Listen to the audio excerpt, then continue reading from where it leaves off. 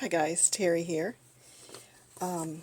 Crafty Owl has posted the next sheet load of cards for January 2022. So I'm so excited to be making these. When I saw her layout here, it really made me think of the Stampin' Up set called Plentiful Plants. And I have the stamp set and the dies, and I've been wanting to use them. So I got out some different colors of paper for those images. I kind of went by the samples that were in the catalog, and I just love this shape here of the plants in the hanging planter. So I thought those would be cute. So I've got my Misty out and my stamp chamois, and I've got a couple different colors of ink. I'm not sure what color of green. I thought I would stamp the sentiment in one color of green, and then it's got this cute little cactus plant, and then you can cut that out. So I thought that would look cute in the hanging basket. So those will be cute. And then when the stamp set had a bunch of different sentiments in it. So when I was deciding which ones would fit on these squares, I just use those stamps to lay it right on here because this is the exact size. So when you're looking at your sentiments to see what'll fit. The other thing you could do is you can adjust the size of this square. But I like to use what she lays out because that way you don't have to do much thinking.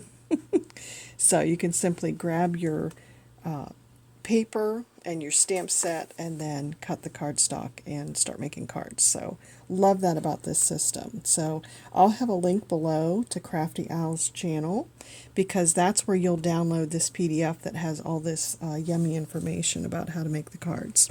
So let me start cutting my paper, and then we'll be ready to stamp, and then I'll show you how easy these are to assemble. Okay, so this month Crafty Owl has you pull 3 pattern 12 by 12 papers, 4 solid cardstocks for the border matting, and then 5 cardstock solids for your card bases. So I use the Nina Solar White 110-pound cardstock because it's nice and thick. So I have those cut. I just need to score them. So let's start cutting. When you download her PDF, she's got excellent measurements on those. So let me start with my 12 by 12 sheets. So I'm going to cut these and be right back. Another thing I love is that Crafty Owl takes into account the direction of your paper. So when you're cutting it, if your pattern paper does have a direction to it, she takes into account that you're going to have your paper lined up this way, and you'll cut it. So this will be the vertical card front, and your design will be like that. So you wouldn't want your card to be cut the wrong direction. So pay attention to that when you're cutting your pattern paper. Another thing I'll mention is she's done all the math for you. So carefully follow her cutting measurements on there, and she's efficiently laid that out so that you can make 9 cards from these pieces of paper that you've picked. So love that she's done the math for you. Okay, I've got my pattern paper cut. These small pieces are going to get layered onto these, and these pieces are going to get layered onto these ones, and then this will go on the card base.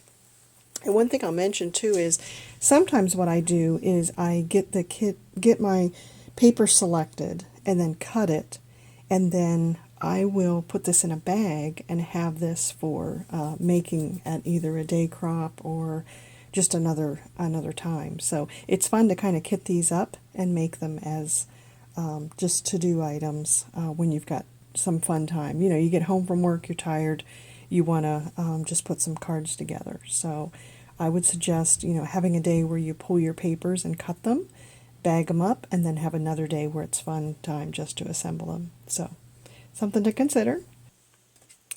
As I mentioned, for the card bases, I do this thick Nina 110-pound cardstock. It almost feels like 2 pieces of paper, but I really like the thickness of this.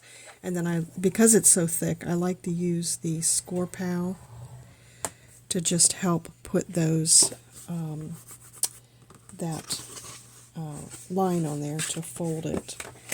And then I also like to use a Teflon bone folder to just make the card base be nice and flat. So, love that. If you don't have this, you totally can just fold your piece of paper.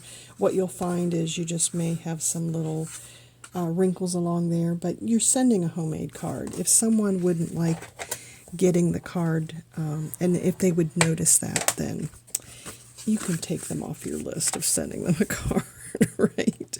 So, okay, so now for my stamping. I know I want to stamp this little plant. I want to stamp that in one color, and then we've got the thank you to put on the bottom of the card. So let's see what color we want to stamp these little guys. So I'm using my Misty. You can certainly use a stamp block. And I want to leave enough room for the die to go around the image there. So we'll cut those in a second. So let's pick this up with the Misty. The nice thing about the Misty is that it has a stamp pad in here that really makes the image come out good on your paper. If you use a block, then use some kind of stamp pad so that the polymer stamp can push down on it. A rubber stamp has a built-in pad to it, and these polymer stamps do not. So let's see what this color looks like. This color is Tranquil Tide. I think it's an old color. The thing I like about the Misty too is if I would miss a spot, or if I want to make it be a darker image, I can restamp it. So, got that.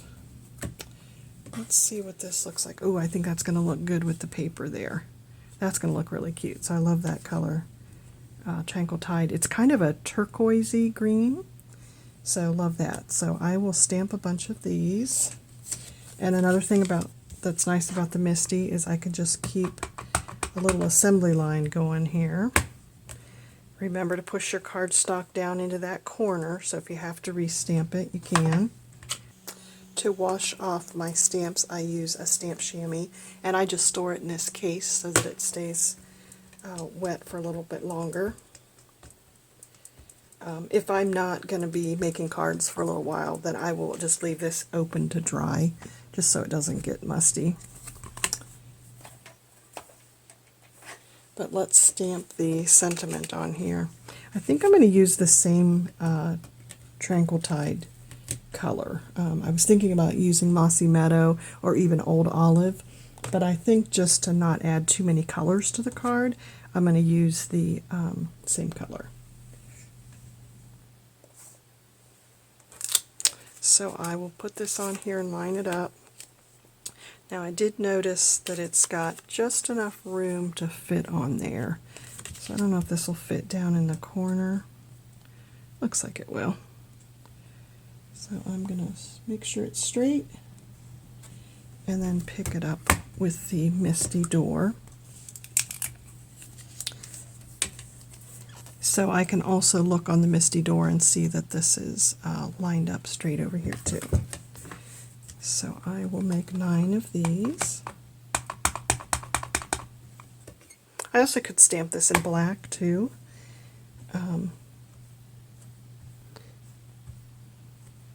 But I like this green. That looks really good. I would also recommend washing your hands before you start the assembly process too, because you're going to have ink everywhere. Okay, now for the fun part of cutting out the dies. I can't tell you how long ago I bought this stamp set. It was probably 2 or 3 years ago. So I think we all have these stamp sets and we've got them tucked away. I really encourage you to pull them out and make some cards and play with them. That's why we bought them. But I like the Sidekick. This is a nice little device that usually is the perfect size for making stuff for cards. So if you cut your paper into strips, I think this is about 2.5 or 3 inches. I think it's a little bit less than 3 inches.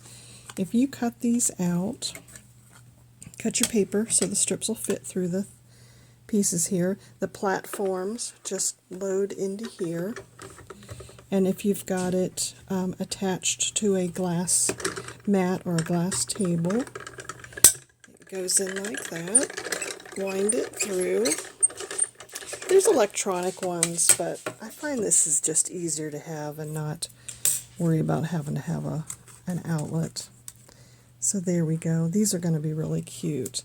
So I'm picturing that these plants, I'm picturing that this is going to go in front and the leaf will be in the back. So let's see what this looks like here. Oh, the other thing I'll mention too is I like this purple tape, and I've just got it in a tape dispenser. This purple tape is like painter's tape, and it makes it so it's not super sticky and won't stick to your... It'll be sticky enough to hold your die in place while you cut, but it won't tear your paper when you're opening it up. So, and I'll mention too that I don't sell Stampin' Up. I say I just collect it.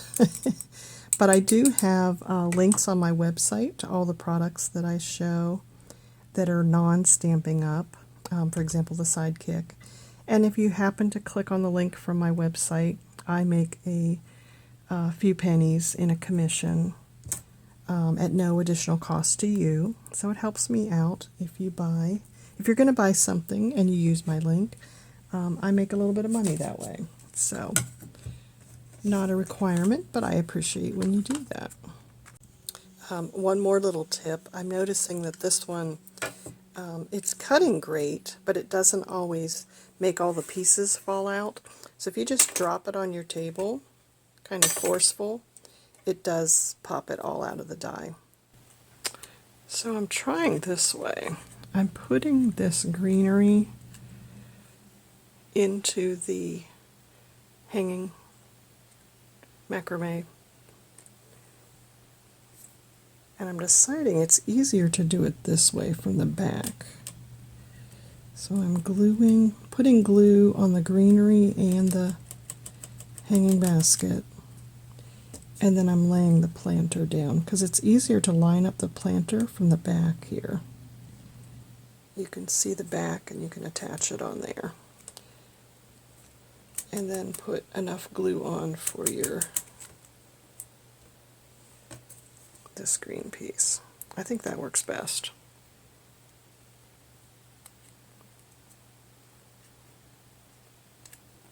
And with liquid glue, you can move everything around until you're ready there. So that works. Okay, assembly time. Let's look back at the sketch. Remember how this goes together. We've got the background piece on the card base, and this tall stripe, and then a short stripe, and then our image goes right there. So let's, one thing I'll point out too is, remember you've done 3 different pattern papers. So when you are laying these out, you want to make sure that you have, before you start gluing, make sure you plan the color.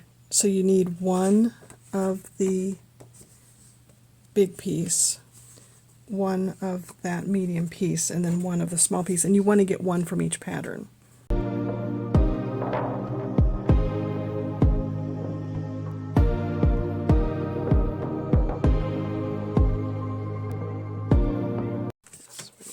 Here, and then these each go on here. So before you start gluing them down, just have those planned out. So let's start gluing them down. I like to use liquid glue, but you can use, just because it stays on very permanently. The other thing she suggested was you can lay your card next to this to know where to line this up. But I usually just eyeball it. I mean, she's got it kind of in the middle of the card there. So that's what we'll do.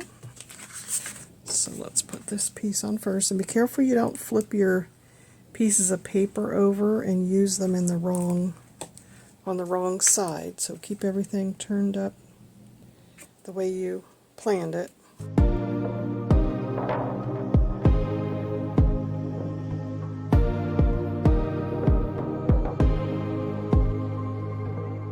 So here are the finished cards. I think they turned out so good. There's one with the dark background. Here's one with the wood grain background.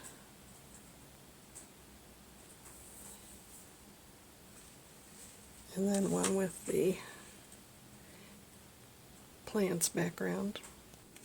So thanks for watching.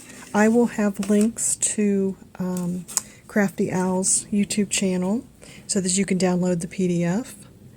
And then, like I said, my blog post will have all the links to the products that I used. So thank you so much for watching, and I hope this inspires you to get making some cards in 2022. Bye, guys.